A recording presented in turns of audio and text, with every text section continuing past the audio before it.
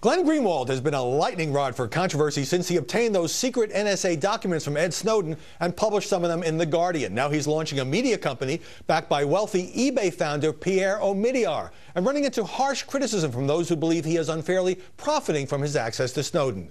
Joining us now from Rio de Janeiro is Glenn Greenwald. And Glenn, let me have you respond first of all to some of your critics who make this argument that you obtained this huge trove of documents, that you're privatizing them by, in effect, selling them to a rich guy who's creating a for-profit company with you. Yeah, it's completely idiotic. The way that journalism works is that sources come to the journalists they trust. In order to have them report the story, you have an agreement with your the source about how you report the documents. You adhere to that agreement and you go about doing that. In order to do adversarial, aggressive journalism against the government and large corporations, which is the model of journalism we're devoted to, you need to be funded. You need to pay journalists, you need to have editors, you need to have technologies, you need to have lawyers, and a whole variety of other tools that let you do journalism. And so in order to create a new media organization devoted to adversarial journalism, we sought and obtained funding from somebody who guarantees us independence in journalism, and that's the dream of every journalist, including me. Are you, in fact, guaranteed independence? I mean, Pierre Omidyar has his own corporate interests. He's not a journalist. How free will you be to take on anybody, maybe even including interests contrary to his? Yeah, the essence of the new organization is that journalism is not journalism if it's not independent. And the people whose hiring we've already announced and whose hiring we'll continue to announce, including me, have long histories of demanding independence as the central plank in your arrangement with any media outlet. That was my deal at Salon, it was my deal at The Guardian, and it's the deal of the journalists we've announced here at our new organization. The minute anybody tried to interfere in the journalism that we were doing for ideological reasons or financial reasons is the minute that we would leave. And I think everybody knows that, and that is the key to what we're building, is independence in journalism.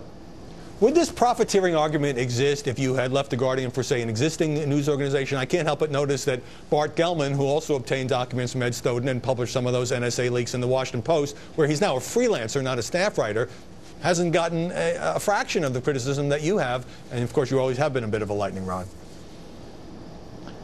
Yeah, I mean, look, I think that when you work at the Washington Post, which is viewed as part of official Washington, you get shielded from those kind of questions. It is true that Pierre Omidyar invested in a new organization, but it's also true that Jeff Bezos, as I believe you just pointed out, bought the Washington Post not that long ago for $250 million, a newspaper that does carry the stories of Bart Gellman and the thousands and thousands of top secret NSA documents that he has, or the New York Times has tens of thousands of NSA documents from Mr. Snowden, as does The Guardian and ProPublica, and they're also privately owned. And so I think that what you're seeing is a real double standard that says that if you're part of official Washington, certain rules apply to you, and if you're not, then other rules do, and I think that's become rather clear.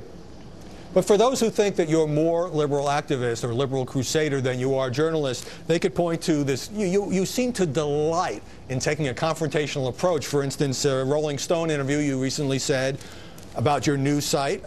So we'll do the journalism, and then it'll be like, okay, government, come get us. Is that your approach?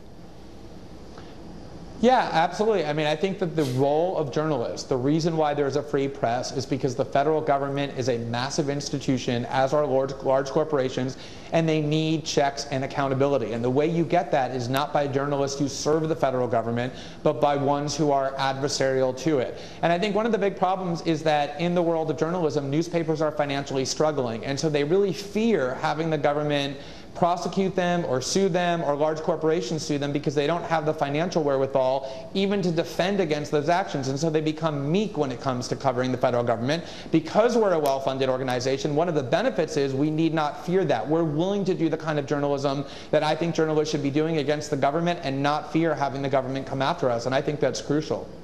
That's a really interesting phrase you just used, a journalist who serve the federal government. You've been quite critical of pundits, particularly many here inside the Beltway, about what they've had to say about you. When you were on Meet the Press, David Gregory asked you whether you should be prosecuted for publishing some of these NSA documents. Talk a little bit about your detractors in the media world. I think if you look at a lot of establishment journalists and a lot of establishment journalism produced by large media outlets, what you find is that it is grounded primarily in doing one thing, which is going to people in government officials, and then printing what it is that they say, often anonymously. The whole narrative of how the news is delivered to Americans is typically shaped by the government sources with whom journalists inside the Beltway are extremely close. We saw that in the run-up to the Iraq War, whereas you have pointed out, and others, the largest newspapers were incredibly sympathetic to the claims of government officials, including ones that turned out to be false. I think you see it in the coverage of the Obama administration, where all the time newspapers and media outlets just uncritically repeat what the government says without any investigation. That's what I mean by servitude to the government. They get their access to the government, and they get their benefits from the government by serving the government's agenda, and that's exactly the kind of journalist we want not to be. I would argue with all the time, and I think there are plenty of examples of good aggressive reporting. I take your point. Let me put on the screen something you wrote in your defense. Obviously, the rancid accusation that paid investigative journalism is tantamount to the buying and selling of government secrets is being made quite deliberately by the U.S. government and its apologists with the knowledge that this is what sends people to prison. Do you think your critics want you prosecuted? Attorney General Eric Holder has said he has no plans to bring any charges against you. Sure. I mean, some of my critics have called on me to be prosecuted for the crime of doing journalism, for the crime of informing my fellow citizens and my readers about what the United States government is doing to their privacy almost entirely in the dark. And I think the idea that somehow when you're a journalist and you work for a newspaper that pays you for the articles that you write that uncover government secrets, that's buying and selling secrets, is a way of trying to create a theory that justifies the prosecution of journalists. If that's a theory that somebody embraces, then it means that investigative journalism, which is about uncovering those things that people with political and economic power do that they want to keep hidden, cannot really exist unless you do it for free. And almost no investigative journalists do that. And that's why any kind of calls to prosecute journalists or to investigate them, to read their emails like the Justice Department did to AP and Fox News reporters, is so dangerous, let alone calls to prosecute journalists for reporting on what the government does. All right, we'll keep an eye on your new venture, which is going to be funded with many millions of dollars. Glenn Greenwald, thanks very much for joining us from Rio. Thanks, Howard.